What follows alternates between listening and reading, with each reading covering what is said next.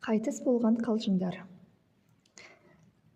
Дәуір тегершігі тағы бір айналғанда, осы күні ішек-сілеміз қатып күліп отырған әзілімізге жай ғана езу тартып, немесе мырс етіп, тіпті күлмей де қоюымыз бек мүмкін. Неге дейсіз ғой? Бала күнімізде дастарханға жиналған әжелер өзара әзілдесіп, күлісіп, жырғап отырушы еді. Сонда көбінің айтатын әзілдері: анау Гүлсім байқамай қайнағасының атын айтып қойыпты, пәленнің келіні енесінің атын айтып қалыпты, сөзден сөз шығарып байқатпай аузына салып жіберген қайындары екен, деген секілді әңгімелер. Соған қарық болып күлетін. Тіпті мына бір оқиғаны біздің ауылда білмейтін адам жоқ. Құсайын деген ақсақалдың келіні автобуспен қалаға барыпты. Жолда бензиннің иісінен жүрегі айнып лоқсиды ғой. Аңғал келін сол оқиғаны айтып отырып, жүрегім айнып, Құсайын десем құсалмаймын деген екен. Айнала отырғандар ду күлгенде келіншектің беті қызанақтай қызарып кетіпті. Сол әңгіме тәмсіл боп елге тарап, Құсекеңнің келіні Әймен бүкіл жұртқа танымал болып еді. Оны тіпті біздің ауылда апалар әлі айтып күліп отырады. Себебі өздері әлі күнге атасының, енесінің, қайынағасының аттарын атамайды. Тіпті кейбіреуі бір әрпі ғана өзге адамдардың аттарын да айтпайды. Мысалы, менің әжемнің аты Жамбы. Анам сол кісінің аты айтылып кетеді деп, Жамбасты Шұңқыр Жілік дейді. Бір апайымның атасының аты Тастақбай. Апайым және оның бүкіл абысындары Тас деп айтпайды.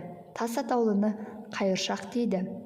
Ол ауылдың Тасты Қайыршақ деп айтатынын бүкіл ауыл біледі. Қайындары қалжыңдағанда сондай сөздерді айтуға мәжбүр болатын әңгімеге тартып, байқамай айтып қалса мазақтап, әзілдеп жатады. Тіпті пысықтары сол айтып қалғаны үлкендерге жетпес үшін жеңгелерінен ауыз бастырақ алып та жатады. Бірде Талдықорғандағы көші-қон бөлімінде істейтін бір кісіден осы тектес бір әңгіме естіп, көңілім алабөтен әсерге бөленіп еді. Талдықорғанның Қарабұлақ кентіне Қытайдан көшіп келген жас келіншек құжат шаруасымен қалалық көші-қон бөлімшесіне барыпты. Бір кезде күйеуінің фамилиясын айтуға тура келеді, бірақ айтуға болмайды. Келіншек енді 4 жасар ұлына атаңның атын айтып бере қойшы дейді. Қырсыққанда ол да аузы үшкірейіп, жар сүзетін бұқадай көзінің астымен полицияға қарап сызданып отырып алыпты. Жазып бере қойғанға өзі төте жазумен оқыған. Қазақстанға жаңа келген келіншек кирилше жаза алмаса керек. Кезегін соңындағыларға беріпті де кетіп қалыпты. Сізге өтірік, маған шын. Зымзия жоқ болып кеткен келіншек ертесі 7 жастағы баласын ертіп келіп тұр.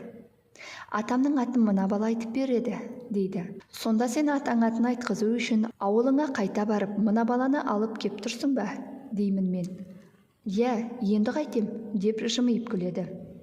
Ой Алла, не риза боларымды, не таңғаларымды білмей, мырс-мырс күліп басымды шайқай беріппін, дейді әлгі көші-қон полициясының қызметкері.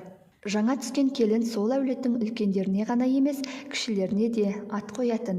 Қайын сіңлілерін Еркем деп, кенже болса Кенжем, Ақ Кенже деп шақыратын. Осы жай ғана ат тергеумен қайын сіңлілерін еркелетіп шақырудан қанша әулеттің келіні келген жеріне тастай батып, судай сіңіп, берекесі артты екен десеңізші. Өзгерген салтпен бірге қарым-қатынас, қарым-қатынаспен бірге болмыс, болмыспен бірге қалжыңдардың өзі қайтыс болады екен ғой. Әлде қайдан құйындай ұйытқып соғып өтетін осындай бір ойлар келген кей сәттерде Құсайын деп құсалмай қиналған Әйменге күлген әжелердің күлкісін сағынасың да қоясың.